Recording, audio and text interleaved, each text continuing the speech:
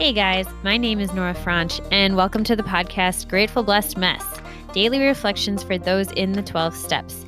I am a fellow 12-stepper and certified mindset coach, and I am here to introduce you to the value of mindset coaching in your 12-step journey.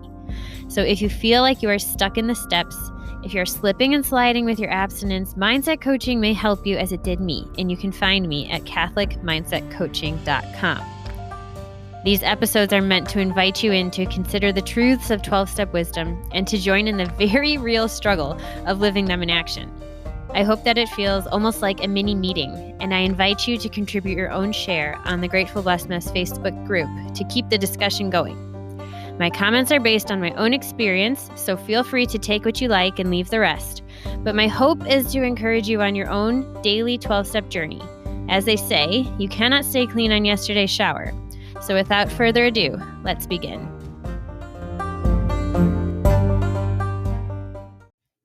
Hey guys, a day at a time, December 4th. Most of us in program are far more comfortable with the determination that we won't take the first drink today than we are with the vow that we'll never drink again. Saying, I intend never to drink again is quite different from saying, I'll never drink again. The last statement is far too reflective of self-will.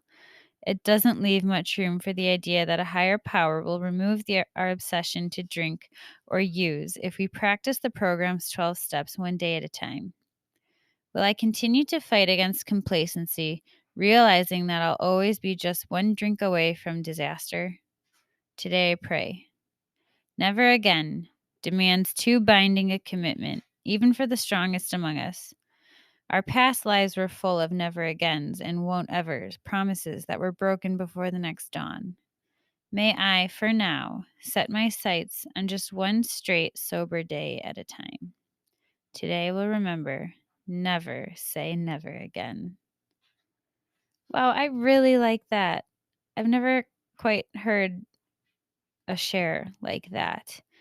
And I love that it's like dangerously in the gray, because there's a part of me that's like super rigid, that's like, no, that leaves room for error.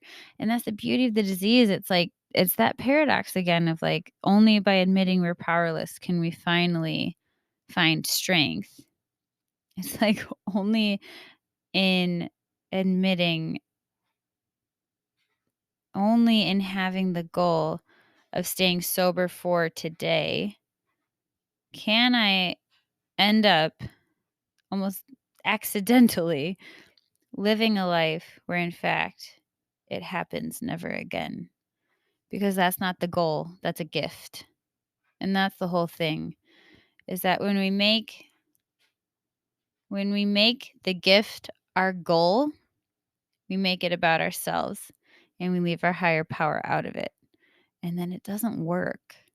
It doesn't work. And this other thing about complacency, about continuing to fight against complacency, realizing I'll always just be one drink away from disaster, is just ringing really true for me right now today. Things where my own disease voice and behaviors got kind of kicked up. They got kind of noisy and loud recently from just things that have been going on in my life. And I was just given the grace of seeing again, like not in a scary, oh, you're not safe way, but in a very real way of like, wanting to stay committed, wanting to, recommit again and again and again to my practice of the program, to how I work the program, because by the grace of God, I have some distance from being in the disease in a way that is not abstinent for me. And it's not that I have to say, I'll never do it again, but I can reflect back and say, wow, like, is this real? And oh my gosh, I want to protect this because it's a gift and I love it and I want to honor the gift that's been given. And I want to keep enjoying the life that I have, because I know without a shadow of a doubt that I would not be able to live the life that I now have been given if I was still in my disease, in my eating disorder, if I was still miserable and sick and emotionally unavailable to anyone because I was so miserable and self-absorbed. And it's not a pretty picture. And by the grace of God, I'm not saying that I'm not self-absorbed, but I am not as bad as I was. I am not as bad as I was. And I think this is just a reminder for me to remember to thank my higher power for that, and to always live in that gratitude of knowing that today could be very different than what it is. And that by the grace of God and repeatedly taking the next right step or the next okay step and being willing, acting on that grace of willingness to keep in it, to keep at program, and to keep showing up. And I'm really, really grateful. And I want to say thank you to my higher power. And thank you to all you, everyone, all you and everyone else in program for showing up, for doing the work, for being another butt in the chair. Because without you guys, this whole thing wouldn't exist. So thank you. With that, I pass.